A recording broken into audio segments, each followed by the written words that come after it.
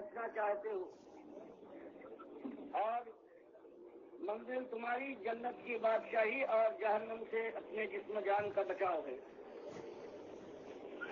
تو اس کتاب کو اپنی رہنما کتاب بناؤ، یہ تمہیں منزل تک پہنچنے کا راستہ دکھائے گی، اور یہ فرقان ہے، یہ کسوٹی ہے، حق اور ناحق کو اس کے اوپر کس کے دیکھو، جس چیز کو اس پر پیش کرو گی اگر حق ہے تو حق ثابت ہو جائے گی، اور اگر باطل ہے اور ناحق ہے تو قرآن اس کا فیصلہ کرتے ہیں۔ اور فرمایا فمن شہد منکم الشہر فلیصم، تو اے ایماندارو جو اس مہینے کو پالے تم اور وہ مقیم ہو اپنے شہر میں، ہو نہ مسافر ہو نہ بیمار ہو، تو اس مہینے کا روزہ رکھے۔ لیکن آپ دیکھ رہے ہیں خطاب ہر ایک سے نہیں ہے، خطاب خالص سچے مومن سے ہے۔ یہ کہا جا رہا ہے یا ایھا الذین آمنوا کتب علیکم الصیام، اے ایماندارو تم کا ایمان صحیح ہے، تمہارے اوپر رمضان کے روزے فرض کیے جا رہے ہیں جیسے پہلے امتوں کے اندر اللہ نے فرض کیے ہیں، تاکہ تقویٰ تمہارے اندر پیدا ہو جائے، خوف خدا پیدا ہو، بھوک اور پیاس اور جذبات کے اوپر تمہاری گرفت مضبوط ہو، اور اللہ کے لیے تم بھوکے بھی رہ سکو اور پیاس بھی برداشت کرو۔ تو آپ نے دیکھا کہ اس کے اندر بھی اللہ نے ایک شرط لگائی ہے کہ ہم نے ہر ایک کے اوپر روزہ فرض نہیں کیا ہے، ہم نے صرف ایمانداروں پر، جیسے نماز میں مالک نے فرمایا ان الصلاۃ کانت علی المؤمنین کتابا موقوتا، کہ ہم نے ہر ایک پر نماز فرض نہیں کی ہے، ہم نے وقت کے لحاظ سے نماز فرض کی ہے تو صرف ان مومنوں پر جن کا ایمان بالکل صادق ہے۔ یہی حال زکوٰۃ کا ہے اور یہی حال حج کا ہے۔ تو یہ بشارت اور خوشخبری مبارکباد یہ تو ہے کہ روزہ بابرکت روزے کا زمانہ مل گیا، لیکن سب سے بڑا غم آج امت کے اندر یہ ہے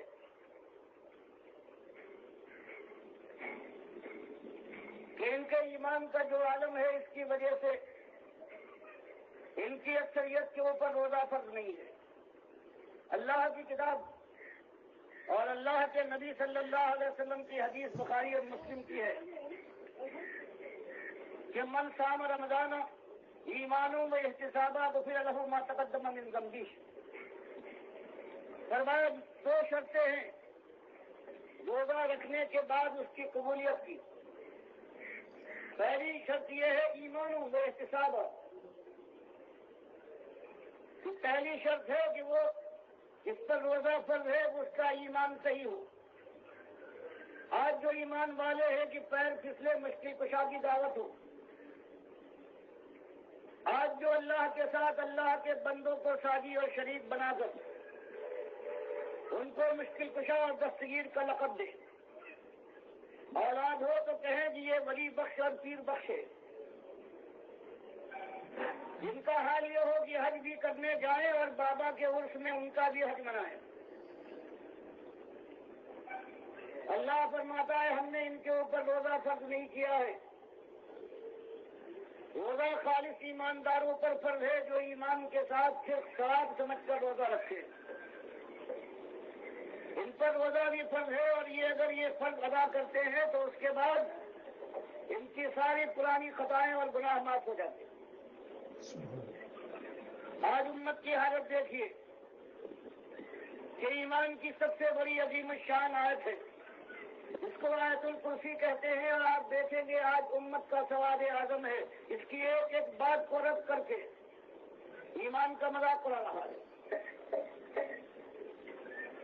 مالک فرماتا اللہ لا الہ الا هو الحی القیوم، فرماتا ہے ایمان کے اقراریوں ذرا اپنے ایمان کی خبر لو، جس کو تم الہ مان رہے ہو جس کا اقرار ہے تمہارے ایمان کے معنی یہ ہے کہ اللہ لا الہ الا ہو، کہ اللہ جو ہے یہی ایک الہ ہے، اس کے علاوہ کوئی الہ نہیں ہے، وہی خالق اور مالک ہے، وہی رب اور پروردگار ہے، وہی نفع اور نقصان پہنچاتا ہے، وہی مشکلوں کو دور کرتا ہے، وہی مصیبتوں کو ہٹاتا ہے، وہی خالی گنوں کو بھرتا ہے، وہی بیماروں کو شفا دیتا ہے، وہی موت پر قادر ہے، اور موت کے بعد وہی سب کو اٹھانے کے بعد اپنے دربار میں بلائے گا اور اسی ایمان پر فیصلہ کرے گا۔ ایمانداروں کو جنت کی سرزمین عطا فرمانے کے بعد وارث بنا کر کہہ دے گا کہ لہم فیہا ما یشاؤون، اب تمہاری یہ بادشاہت ہے، تم وارث ہو، تم مہمان نہیں، بلکہ یہ تمہاری اپنی چیز ہے، تم مالک بنا دیے گئے ہو، اور اب تمہاری خواہش کے اندر میں بھی کوئی مداخلت نہ کروں گا، اور بفرض محال کوئی مداخلت ہو جائے تو میں تمہیں حق دیتا ہوں کہ جنت میں مجھ پر سوال کرو جو مالک تو نے وعدہ کیا تھا اپنے قرآن کے اندر کہ لہم فیہا ما یشاؤون، کہ ایک مرتبہ یہ ایماندار بندگی کرتے ہوئے جنت میں پہنچ جائیں، پھر ان کی مشیت ہمیشہ راج کرے گی۔ خالدین یہ چند دنوں، چند سالوں، چند صدیوں کی بات نہیں ہے، بلکہ ہمیشہ ہمیشہ کے لیے یہ کیفیت قائم رہے گی۔ کان علی ربک وعدا مسئولا، اور اے نبی آپ کے رب کے اوپر یہ وعدہ ہے جس نے یہ وعدہ اور قول و قرار دینے کے بعد اپنے کو مسئول بنایا ہے کہ جنتیوں اگر کبھی کسی نہ تمہیں کبھی موت ہے، نہ جوانی پر کبھی بڑھاپے کا حملہ ہوگا، نہ خوشی پر ایک غم کا ایک بادل چھائے گا، ورنہ اسی طرح سے تمہاری مشیت اور تمہارے فرمان، تمہاری چاہت اور تمہارے مرضی کے خلاف اللہ بھی کچھ نہ کرے گا، اور بفرض محال کبھی اللہ کی طرف سے کوئی رکاوٹ پیدا ہو جائے تو مالک تم کو حق دیتا ہے کہ تم سوال کر سکتے ہو کہ مالک تم نے وعدہ کیا تھا، یہ وعدہ خلافی کیسی؟ تو رونا اس بات کا نہیں ہے کہ کچھ لوگ ہیں جو روزہ نہیں رکھتے، رونا اس بات کا ہے کہ روزہ بھی رکھتے ہیں، دن بھر کی بھوک اور پیاس بھی ہے،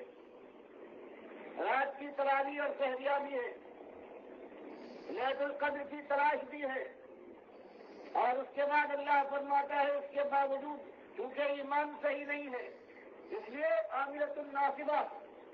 یہ عمل کرنے والے عمل کر رہے ہیں، تھکتے جا رہے ہیں، لیکن اس کے بعد دسلا نارن حامیہ، اور اس کے بعد بھی سب کچھ کر لینے کے بعد ایمان کی خرابی وجہ سے ان کی کوئی کوشش بھی اللہ کے یہاں قیمت نہ اٹھائے گی، اور آخر کار ان کو جہنم کی آگ میں جھونک دیا جائے گا۔ عبداللہ اور عبد الرحمان نام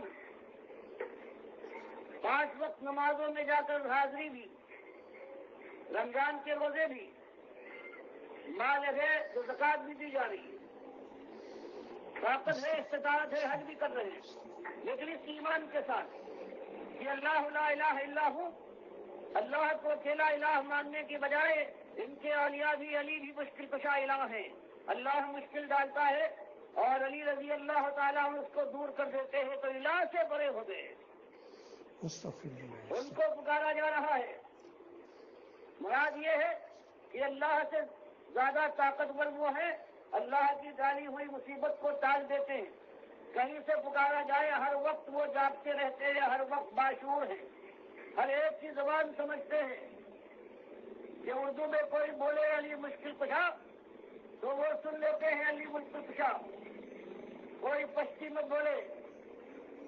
لوگ زبان کہتے ہیں علی مشکل کشا کے راز سے با، تب یہ بھی سمجھ لیتے ہیں اللہ کی ساری صفت، پہلے اللہ کی صفت دے دے اللہ کے بندوں کو، پھر روزہ رکھ رہے ہیں، یہ فاقہ ہے، اللہ جانتا ہے، اس کے اندر اللہ کے یہاں اجر نہیں ہے۔ مالک قرآن میں فرماتا ہے جو محنتیں کرتے ہیں، عمل کرتے ہیں، بڑے بڑے عمل کے پہاڑ قائم کر رہے ہیں، لیکن ایمان نہیں ہے۔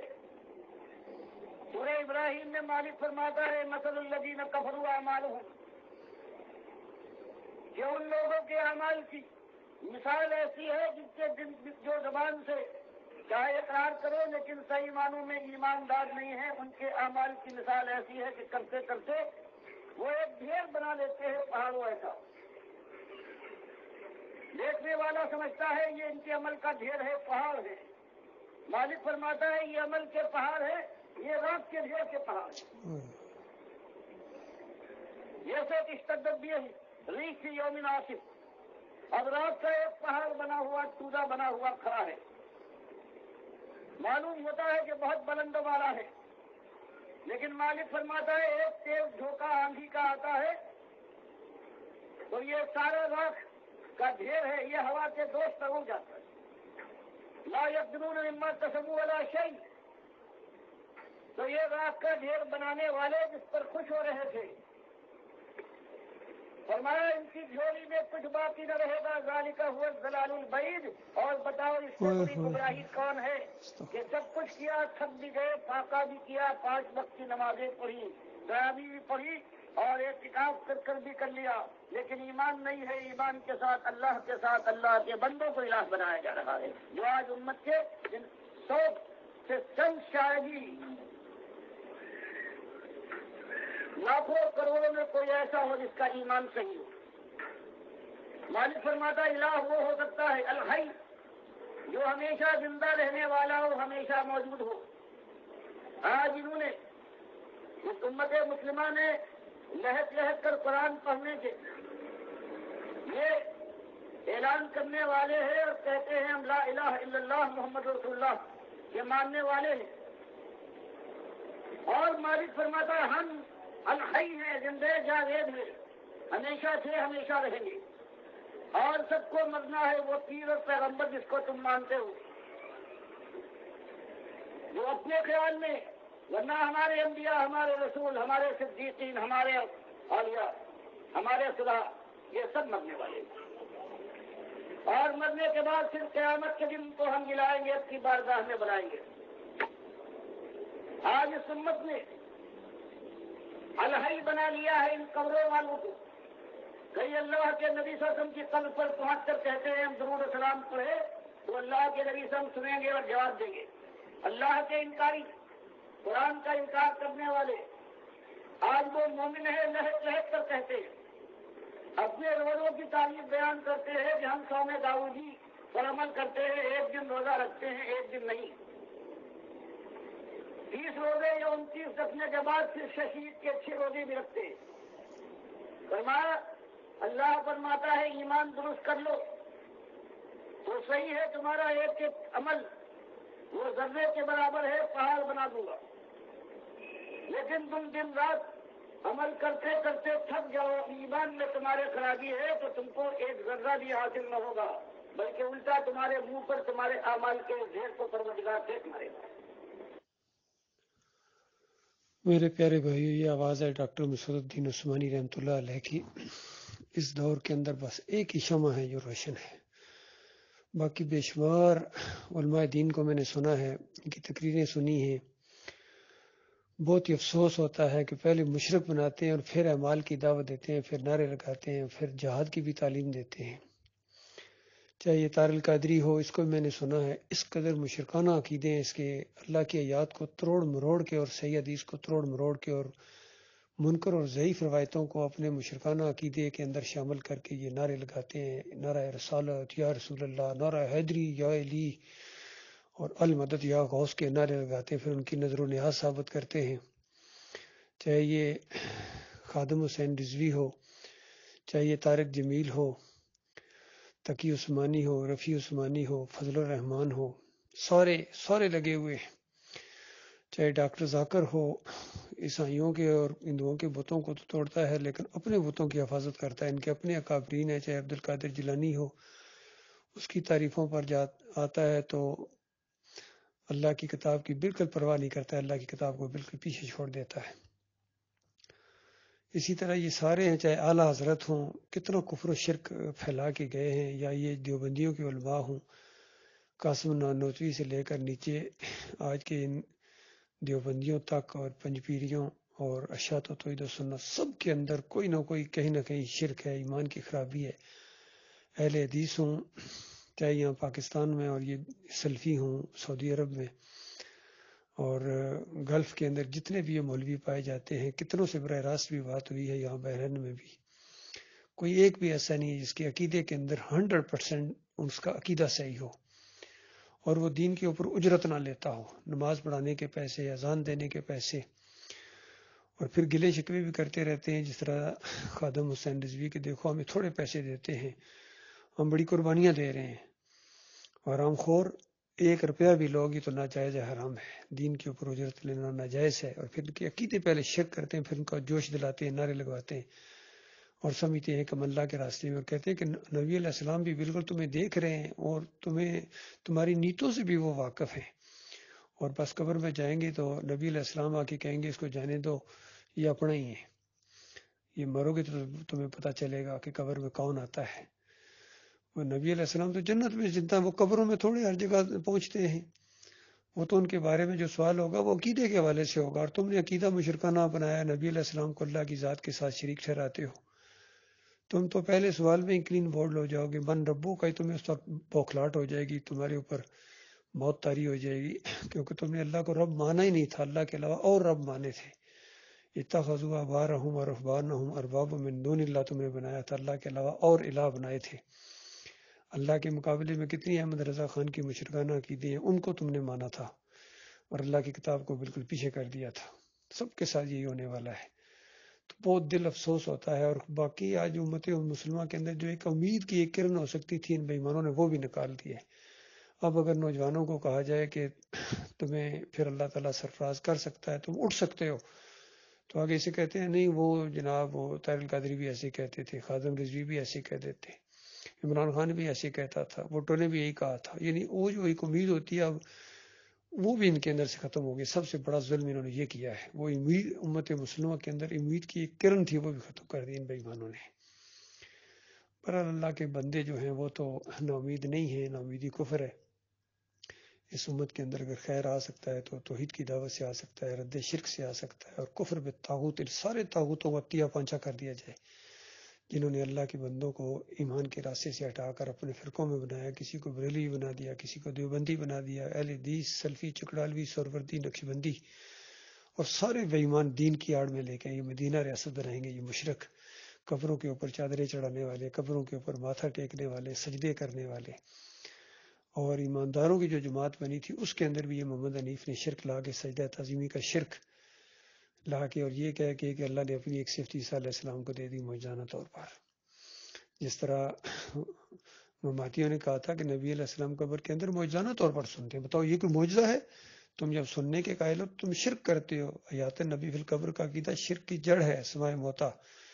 بالکل اسی طرح اس نے محمد حنیف نے یہ عقیدہ دیا مشرک نے،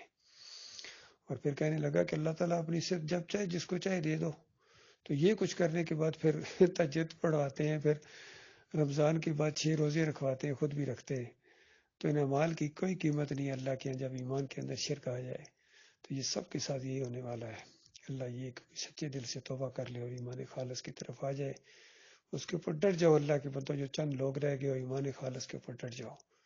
اللہ تعالیٰ تمہارے ذریعے نقشہ بدلی کرے گا، رنگ جہاں بدلی کرے گا انشاءاللہ۔